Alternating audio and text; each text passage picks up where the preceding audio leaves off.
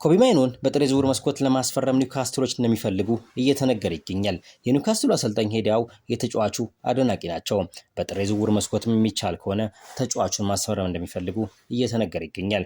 ኮቢ ማይኖ በዩናይትድ በአሞሪም ስር እድል እየተሰጠው አይደለም። ባለፈው የክረምት ዝውውር መስኮትም በውሰትም ቢሆን ክለቡ መልቀቅ እንደሚፈልግ መናገሩ ይታወሳል። ሆኖም ግን ክለቡ ሊለቀው አልቻለም። አሁን ላይ ግን ኒውካስትሎች የተጫዋቹ ፈላጊ ሆነው ብቅ ብሏል። በጥሬ ዝውውር መስኮትም ተጫዋቹን ለማስፈረም ጥያቄ ያቀርባሉ ተብሎ ይጠበቃል።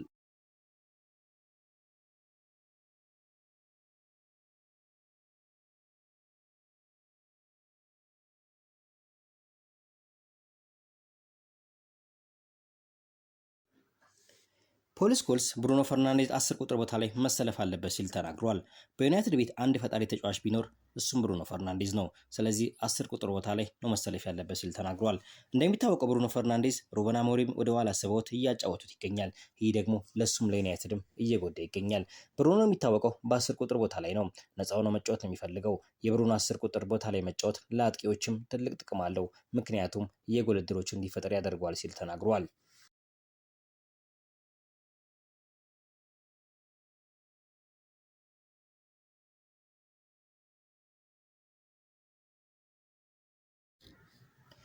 ጫና ውስጥ የሚገኘው የማንቸስተር ዩናይትድ አሰልጣኝ ሩበን አሞሪም በአሰልጣኝነት ለመቆየት የ3 ጨዋታ እድል ሰጥቶታል ሲል ዴይሊ ሚረር ዘግቧል።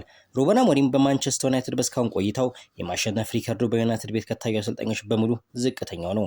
በስካሁኑ ዩናይትድ ቆይታው ማለትም በአጠቃላይ ውድድሮች በ31 ጨዋታዎች የማሸነፍ ሪከርዱ በፐርሰንት ሲሰላ 36% ብቻ ነው። ከዚህ ውስጥም 25%ቱ በእንግሊዝ ፕሪሚየር ሊግ የተመዘገበ ነው።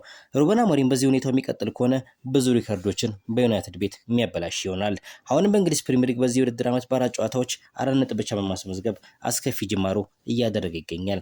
የዚህ ውድድር ዓመት አስከፊ ጅማሮም ከ33 ዓመታት በፊት ማለትም በ1992 የውድድር ዓመት በፈርጉሰን ስር ከነበረው ማንቸስተር ዩናይትድ ጋር ይመሳሰላል።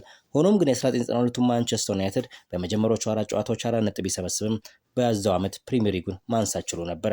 የአሁኑ ማንቸስተር ግን መጨረሻውም እንደሚሆን ያሳስባል።